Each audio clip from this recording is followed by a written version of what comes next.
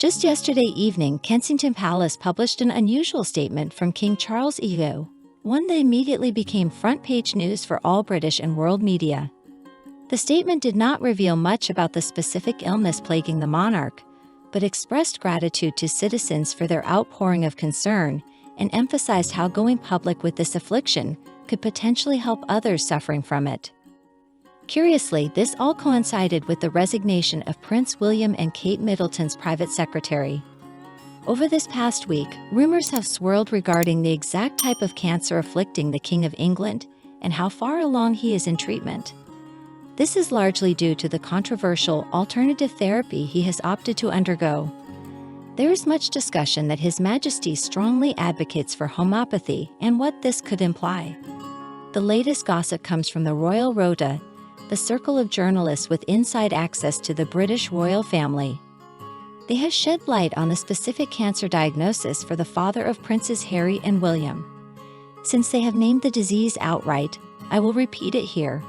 Reports indicate Charles AI has Hodgkin's lymphoma, a respiratory illness affecting the lungs.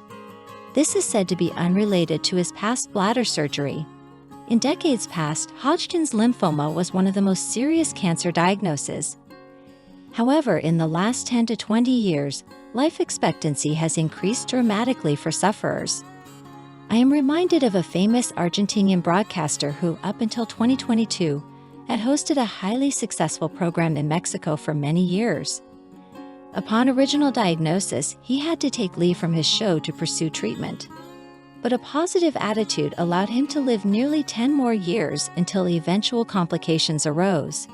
Just this week, a journalist from the BBC, known for her inside Spanish-language briefings on the royals, hinted that King Charles' prognosis may be similar. Of course, she remained appropriately discreet and spoke only in codified messages, as is customary for the English. But she was granted rare access to the British royal family lately. Clearly, Prince Harry's whirlwind visit was no coincidence. In fact, he is said to have been made aware of more details than were initially provided, including the need for his father to rest after their regrettably short meeting. In recent days, more has emerged regarding King Charles II's controversial cancer treatment plan, one rooted in homeopathy. For years, even under different British governments, he has pushed for legislation that would formally recognize homeopathy as a legitimate alternative treatment option for certain illnesses. Surprisingly, it is The Guardian, a newspaper normally critical of the royals, which has revealed specifics around this unorthodox therapy. While other British tabloids like The Mirror, long considered an enemy of Charles' son Harry, have dubbed it pioneering, minimally invasive, and specialized, some media outlets describe it as experimental. Evidently, it involves a weekly procedure aimed at healing the king as swiftly as possible. The reports indicate King Charles had intended to continue his regular agenda from Sandringham Estate, as his position still requires signing legislation and holding weekly audiences with Prime Minister Sunak. The Prime Minister had already released a statement offering nothing new beyond political pleasantries, but also expressing how moved he was by the public's outpouring of letters and supportive messages, which Charles found most heartening. Can this apparent leak by the Royal Rota Circle be considered a betrayal? I believe there is an element of that, however they would not publish anything without it coming from official channels first. This symbiotic relationship allows for strategic leaks when advantageous. Additionally, in Prince Harry's book, he exposed how certain royal household staff, including Camilla herself, would deliberately cast William and Harry in a negative light in order to bolster their own image and standing with Charles. This latest announcement, coinciding with the resignation of Prince William and Kate's private secretary, cannot be mere coincidence. The same day Kensington Palace issued an update on King Charles' health, it was revealed his son's private secretary, Jim Christophe Grey, would be leaving his post. Grey previously served as a civil servant and spokesman for former Prime Minister David Cameron. While some media rushed to explain this as a routine change of personnel, with Grey returning to his work in government, the timing is highly suspect. Hardly a day goes by without shocking news relating to Prince William and Kate Middleton in particular. While no overt crises have emerged, The couple's recent movement suggests turbulence behind the scenes. After Kate's reported stint out of the public eye while ill in bed, just yesterday it came out she had left Adelaide Cottage for another Windsor residence on the royal estate. Very strange indeed. Kate's family has gone silent, and meanwhile Prince William abruptly suspended his scheduled engagements for the week, with no major appearances now until March. While it's understandable he would want to take what amounts to an Easter holiday to spend time with his children, the abruptness is perplexing. On social media, opinions abound regarding Grey's resignation, coinciding with the King's cancer announcement. Rumors had already circulated in October 2022 that Grey would soon depart as private secretary to William, with his exit strategically timed for the end of 2023, when whispers of marital strife and infidelity rumors involving Rose Hanbury had reached fever pitch, culminating in Kate's mysterious hospitalization in December according to unofficial theories. During those 10 days, no cars, helicopters, ambulances, or visitors were documented at the London clinic where Kate was said to be convalescing. Similarly, no activity occurred at Adelaide Cottage where reporters kept watch. Unlike comparable news relating to Harry and Meghan, which was blown out of proportion, William and Kate's travails have been minimized and downplayed. Prince Harry exposed in his book how leaks by disloyal staff to the tabloid press had been weaponized against him and Meghan.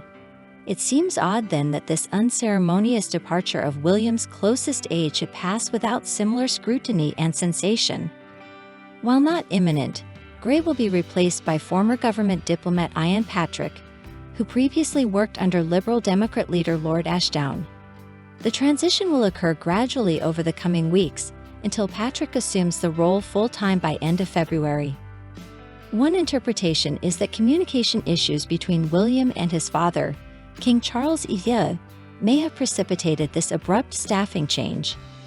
After the onslaught of negative press since Kate's illness, including William being portrayed as a drunk with marital problems and alleged infidelity with Rose Hanbury, the heir to the throne may have wanted to send a message asserting control. While the British tabloids were particularly brutal, even typically more accurate foreign media delved into rumors of William's cheating and turbulence within his marriage. We even saw Hanbury seeming to taunt Kate by wearing a similar tiara and other copycat fashion choices. With speculation swirling about an impending royal divorce, William needs all media support possible to withstand the coming storm.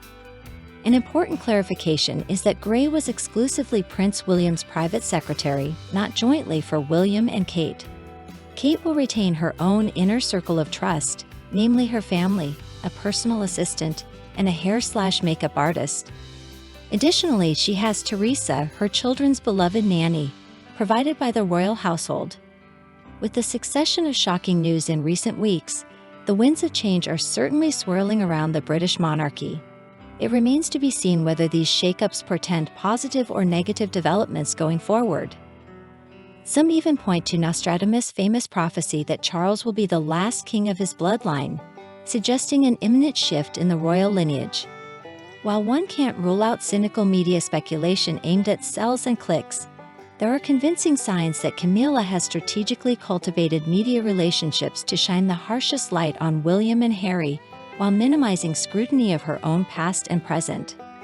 This stands in stark contrast to her image as an innocuous laughingstock. Upon closer examination, Camilla shows signs of being a master manipulator enacting long-simmering vengeance against Princess Diana, who she never forgave after that bombshell interview exposing Camilla as the third person in her marriage to Charles. Looking into the life of Camilla's son only bolsters suspicions around her media machinations. Despite his own share of scandals, he has largely evaded scrutiny and carved out respectable careers as a journalist, food critic, and media figure. He works for the same publishing house as the Daily Mirror, which has shown particular animosity toward Harry. Considering all these connections, it would be naive to presume the recent coverage and leaks have been entirely organic. The door appears open for Camilla to shape the narrative to her advantage. I will leave those ponderings for now, but please share any reactions or insights in the comments. Subscribes and likes are appreciated in supporting this channel. Thank you for listening.